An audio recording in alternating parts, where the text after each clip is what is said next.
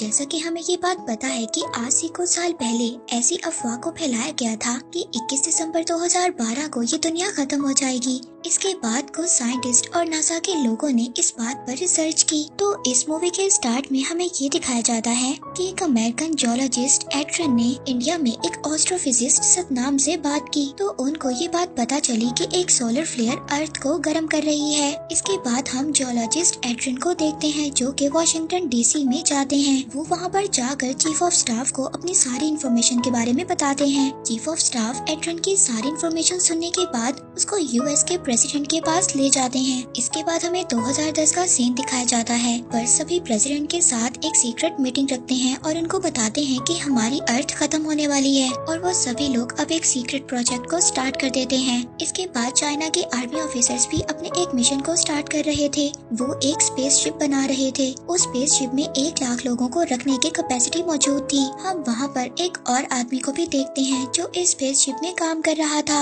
इसके बाद हमें प्रेसिडेंट की बेटी लॉरा दिखाई जाती है जिसको जब ये बात पता चलती है कि 2012 में दुनिया खत्म हो जाएगी तो वहाँ पर वो मोनालिसा की पेंटिंग को छुपा देती है क्योंकि वो बहुत ज्यादा प्रीशियस होती है। और फिर साल आता है 2012 का। यहाँ पर हम एक साइंस फिक्शन राइटर को देखते हैं जिसका नाम जैक्सन था। हम जैक्सन को देखते हैं जो जल्दबाजी में उठता है। उसने अपने दोनों बच्चों को कैंपेन पर लेकर जाना था। इसके बाद जल्दी से वो अपनी एक्स वाइफ के घर पर चला जाता है। इसकी एक्स वाइफ अपने किसी फ्रेंड के साथ रहा करती थी। अब जैक्सन अपने दोनों बच्चों को लेकर कैंपिंग के लिए एक पार्क में चला जाता है। वो जब वहाँ पर जाकर देखता है तो बहुत ज्यादा हैरान होता है क्योंकि वो अक्सर उस जगह पर अपनी वाइफ के साथ आया करता था और अब वो देखता है कि वो जगह बहुत ज्यादा बंजर हो गई थी। वहाँ पर एक तालाब भी था जो कि पूरी तरह सूख चुका था। अब जैक्सन वहाँ पर एक जगह ट्रेसपासिंग कर लेता है। वहाँ पर जाना कानूनी जुर्म था लेकिन जैक्सन वहाँ पर चला जाता है और अपने दोनों बच्चों को भी साथ ले जाता है। अब जैक्सन की इस हरकत की वजह से मिलिट्री के लोग वहाँ पर आ जाते हैं। वो वहाँ पर जैक्सन और उसके दोनों बच्चों को अपने साथ लेकर चले जाते हैं। तभी वहाँ पर हम एक और आदमी को देखते हैं जिसने दूर से दूरबीन के जरिए जैक्सन पर नजर रखी हुई थी। अब जब वो लोग मिलिट्री पहुँच जाते हैं तो वहाँ पर उसको जियोलॉजिस्ट एट्रन मिलता है।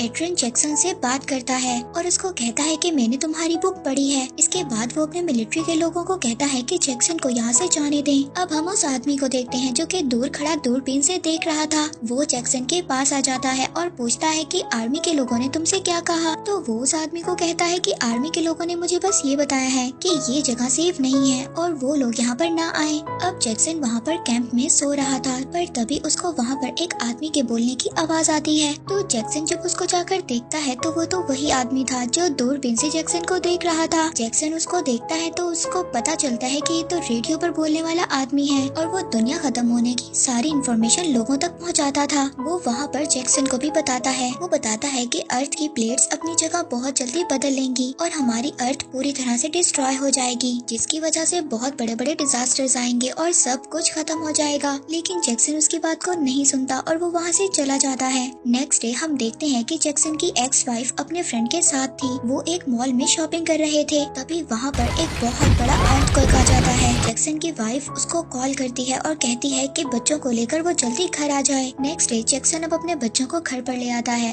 और उनको घर पर अपनी एक्स वाइफ के पास छोड़कर खुद काम करने के लिए चला जाता है। जैक्सन दरअसल एक बहुत ज्यादा अमीर आदमी का ड्राइवर था। वो उस आदमी के दोनों बेटों को एयरपोर्ट पर छोड़ने जा रहा था। तभी वहाँ पर हम देखते हैं कि कैलिफोर्निया में एक बहुत बड़ा अर्थक्वेक आ जाता है। जैक्सन जल्दी से गाड़ी में घर जाता है और अपनी फैमिली को लेकर उनको सेव करने की कोशिश करता है। यहाँ पर ये अर्थक्वेक इतना बड़ा था कि पूरा कैलिफोर्निया जमीन के अंदर चला जाता है।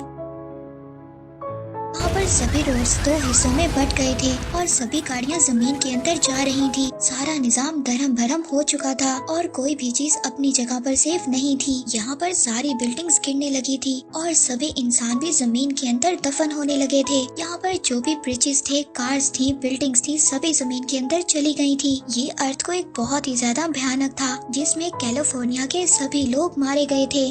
अब जैक्सन मुश्किल से सबकी जान को बचाते हुए एयरपोर्ट पहुंच जाता है। जैक्सन एयरपोर्ट पर जब पहुंच जाता है तो वहां पर वो अपनी एक्स वाइफ को बताता है कि गवर्नमेंट एक सीक्रेट मिशन पर है और उस सीक्रेट मिशन में वो एक स्पेसशिप को बना रहे हैं और उस स्पेसशिप तक पहुंचने के लिए एक मैप है और वो मैप सिर्फ उसी आदमी के पास था जो दूरबीन से जैक्सन पर नजर रख रहा था। अब जैक्सन उस आदमी के पास उसी पार्क में चला जाता है। तभी वहाँ पर एक बहुत बड़ा वॉल्केनो आ जाता है। एक बहुत बड़ी ज्वालामुखी पहाड़ से फट जाती है वहाँ पर जैक्सन और उसकी फैमिली को वो मैप मिल जाता है। वो वॉल्केनो बहुत ज्यादा खतरनाक था, लेकिन जैक्सन बहुत मुश्किल के बाद अपनी फैमिली को वहाँ से निकालने में कामयाब हो जाता है। अब उस मैप से उन लोगों को ये पता चलता है कि वो स्पेसशिप चाइना में है और चाइना जाने के लिए उनको एक बहुत बड़े प्लेन की जरूरत है। अब जैक्सन अपनी सभी फैमिली को लेकर अपने बॉस के पास पहुँच जाता है। वहाँ पर उसके बॉस के 2 जुड़वा बेटे और उसकी एक दोस्त और एक पायलट भी था जिसका नाम साशा था। वो सभी लोग उस प्लेन में बैठकर वहाँ से निकलने में कामयाब हो गए थे। मूवी में यहाँ पर जियोलॉजिस्ट एड्रियन को भी देखते हैं जो कि अपने फादर से बात कर रहा था। उसके फादर एक म्यूजिशियन थे और वो उस वक्त एक शिप में ट्रैवल कर रहे थे।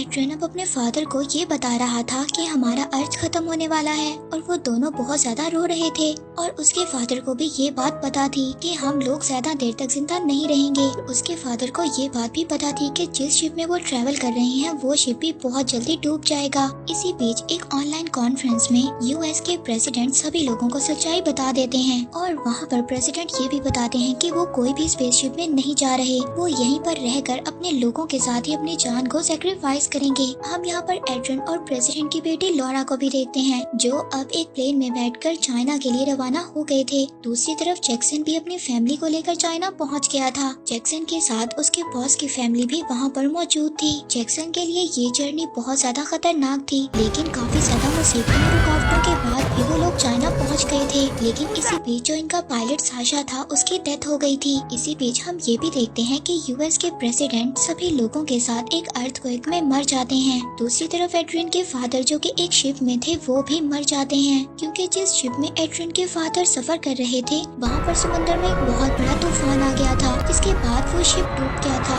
जिसमें एड्रियन के फादर की डेथ हो गई थी। दूसरी तरफ एड्रियन को जब ये बात पता चलती है, जो उसका इंडिया में दोस्त एस्ट्रोफिजिस्ट सतनाम था वो उसकी भी डेथ हो गई है। अब एड्रियन को ये बात पता चल गई थी कि सभी लोग आहिस्ता आहिस्ता मर रहे हैं और वही लोग सिर्फ बच सकते हैं जिनके पास 1 बिलियन यूरो है और वो ये पैसे स्पेसशिप में जाने के लिए देंगे। ये सुनकर एड्रियन को बहुत ज्यादा बुरा लगता है। वो कहता है कि और ज्यादा लोग भी बच सकते थे, लेकिन जिनके पास सिर्फ पैसे हैं वही स्पेसशिप में जा सकते हैं। दूसरी तरफ हम देखते हैं कि चाइना की आर्मी वहाँ पर आ गई थी और जो जैक्सन के बॉस थे जिनके पास ग्रीन कार्ड था वो उनको उस स्पेसशिप में जाने की परमिशन दे देते हैं। लेकिन जैक्सन की फैमिली को उस स्पेसशिप के अंदर जाने नहीं दिया जाता क्योंकि जैक्सन के पास कोई भी ग्रीन कार्ड नहीं था। हम वहाँ पर उस आदमी को भी देखते हैं जो कि इस स्पेसशिप के मिशन में था। वो वहाँ पर अपनी मदर और अपने भाई को अंदर आने की इजाजत दे देता है, लेकिन जैक्सन की फैमिली को इजाजत नहीं देता। जैक्सन की फैमिली बहुत रिक्वेस्ट के बाद फिर वो उन्हें अंदर आने दे देता है, पर किसी को भी ये बात पता नहीं थी, इसलिए वो लोग एक सीक्रेट रास्ते से अंदर जा रहे थे। यहाँ पर और भी बहुत ज्यादा लोग थे जो इस स्पेसशिप में आना चाहते थे, लेकिन जो यहाँ का हेड था वो उनको वहाँ पर आने से अंदर मना कर देता है क्योंकि उनको पता चला था कि एक बहुत बड़ा समंदर से तूफान यहाँ पर आने वाला है और सिर्फ उनके पास 28 मिनट थे, इसीलिए उन लोगों ने स्पेसशिप को स्टार्ट करना था। दूसरी तरफ जैक्सन के बॉस और उसके दोनों बेटे भी अभी तक बाहर थे। हालांकि उनके पास ग्रीन कार्ड मौजूद था, लेकिन वो स्पेसशिप में अभी भी अंदर नहीं आ सकते थे। अब जब स्पेसशिप स्टार्ट हो जाता है तो इसी दौरान जैक्सन की एक्स वाइफ के फ्रेंड की भी डेथ हो जाती है। अब सभी लोग बहुत ज्यादा परेशान थे। एड्रियन जब वहाँ पर बात करता है तो वो कहता है कि इंसानियत के नाते हमें सभी लोगों को अंदर आने देना चाहिए। अब वो लोग उसकी बात मानकर स्पेसशिप के दरवाजे को खोल देते हैं और जितने भी सभी बाहर लोग थे वो सभी अंदर आ जाते हैं। दूसरी तरफ जैक्सन भी एक खुफिया रास्ते से अपनी फैमिली को लेकर स्पेसशिप के अंदर आ रहा था। तभी वहाँ पर स्पेसशिप के इंजन में कोई खराबी आ जाती है जिसकी वजह से स्पेसशिप का दरवाजा बंद नहीं होता, पर तभी वहाँ पर पानी का तूफान आ जाता है। पानी स्पेसशिप के अंदर आने लगता है। अब सबको ये लग रहा था कि ये स्पेसशिप पानी में डूब जाएगा क्योंकि अंदर बहुत ज्यादा पानी आ गया था, क्योंकि वहाँ पर उस स्पेसशिप के हाइड्रोलिक में जो टूल फंसा हुआ था जब तक वो नहीं निकलेगा स्पेसशिप का दरवाजा भी बंद नहीं हो सकता था, और अगर दरवाजा बंद नहीं होगा तो स्पेसशिप की मशीन भी ऑन नहीं होगी। अब वहाँ पर जैक्सन उस टूल को निकालने की कोशिश करता है क्योंकि अगर वो ऐसा ना करता तो सभी लोग मारे जाते और जो इतने साल की मेहनत स्पेसशिप बनाने की थी वो सबकी जाया हो जाती और जितने भी स्पेसशिप में लोग थे सभी मर जाते। दूसरी तरफ पानी भी स्पेसशिप के अंदर आहिस्ता आहिस्ता आ रहा था। जैक्सन के पास अब बहुत थोड़ा टाइम था उस टूल को निकालने के लिए। जैक्सन काफी ज्यादा कोशिश के बाद उस टूल को इंजन से निकाल लेता है। इसके बाद वो स्पेसशिप चलने लगता है। बहुत ज्यादा स्ट्रगल और कोशिशों के बाद वो सभी लोग बच जाते हैं। दूसरी तरफ सारी दुनिया खत्म हो गई थी और सिर्फ इसमें कुछ ही लोग बचे थे जो इस स्पेसशिप में थे और वो सभी लोग बहुत ज्यादा खुश थे। और फिर उन लोगों का एक नया साल शुरू होता है और इसी के साथ ये 2012 की मूवी यहीं पर एंड हो जाती है।